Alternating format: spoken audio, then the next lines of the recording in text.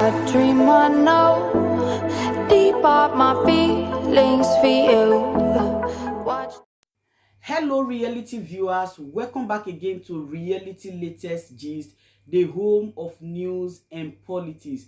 For this channel, we dey drop news every day and we dey react to every videos wey comes our way. And na reality news now we dey drop for this channel, and we dey also dey talk am as e be. If today na the first time we say you dey come across this channel, you are highly welcome. Thank you so much for stopping by. And if you are returning subscribers, I appreciate all of una for una massive support to this channel. I say may God bless all of una in Jesus name. Amen. I get video where I want present to una this very moment, and I go to follow una, they watch the video. After we don't watch them together, make we drop our opinion constructively for the comment section. Like our videos and also share our videos if possible. Bye for now.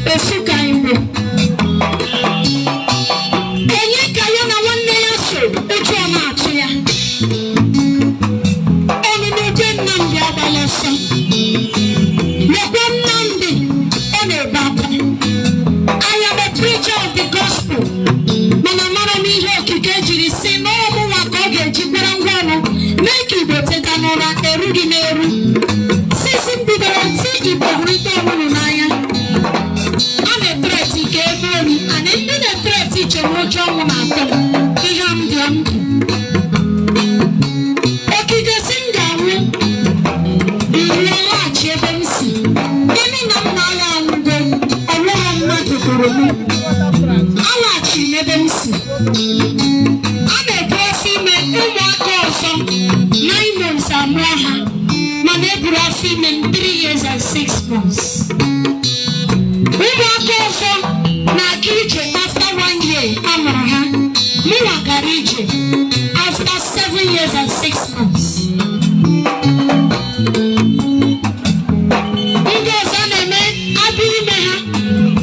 Nobody visit them, no spirit visit them.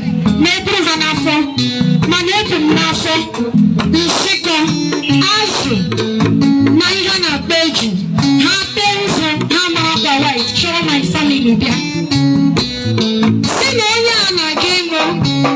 But she is a mother of Igbo land.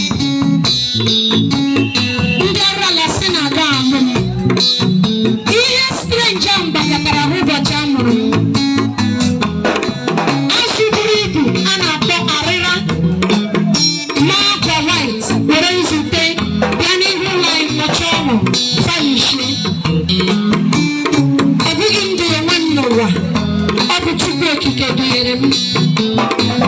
Ana ọ mara ihe m o ji si nga m amụọ m na the richest village ihe Nigeria. Obebu richest village, Abriba na Choke, the only small London in Nigeria. Anaghị m ezo gị ghara igbu m. Mana ihe m chọrọ ịgwa gị, only sit at home 1 day or 2 days. Ka anya mmiri ndị nwụrụ ọnwụ ike ka obi dịtụ ha mma. Ka Nnamdi Kanu marakwa na ọgụ na-alụrụ Igbo ma ọbụghị n'efu. Ọtụtụ na-akụwasị shop ebe dị iche iche. Aka Nnamdi na-ebe na ebe tiri ya na-asị ọgụ mmeri Igbo ma egbura. Ana ihe mmiri ọ na-agwa gị Chukwu okike si m gwa gị bụ ọnụnụ be Nnamdi agbalọsọ. Eji ihe nwata were aka ya elu aka bụrụ ya nwa wetuo. Cheta etu Ojukwu si nwụọ. Cheta etu Azikiwe si nwụọ. Many people nwụrụ. Chetazie Nnamdi etu a chọrọ iji wepụ ya. Agwara m gị na 2020 na a ga-ekidnap ya mana ụlọ ekwete ekidnap ya. Makwụkwọ na a chọrọ igbu ya. Ịnụhụkwa na a chọrọ igbu ya. Ahụrụ m ebe rilisiri ya mana mama mgbe ọ ga-awụ. Anyị niile dị happy mana echefukwala ụbọchị ahụ a nọ na-eme mmemme ka e gburu John ọrụ mmiri. Agwara m na a ga na-esi ọkụ different filling station, different market last year 2021. Mana ụlọ si na m tụrụ asị gị na-eme na ọtụtụ si nọ ihe m mere imagine. Agwara m na a ga-alụ ọgụ na Ọnịcha. A sị na m tụrụ asị mana o mechara mee. Agwara m na a ga-agba ọsọ n'Aba, a ga-akwụwasị ọtụtụ shops, bọtụshe shops na-enyi mba ebe a. Ụlọ si na m nọrọ mana o mere. Agwakwa m na a ga-akụtụsị shops na-emeju aka na Ngwa Road. Ụlọ si na ọ gbachi mana ọ gbara agba. Mgbe unu na-aga alụ ọgụ na South Africa na alụrụ ya ga-akpọ president, asị na m tụrụ asị ya mechaghị.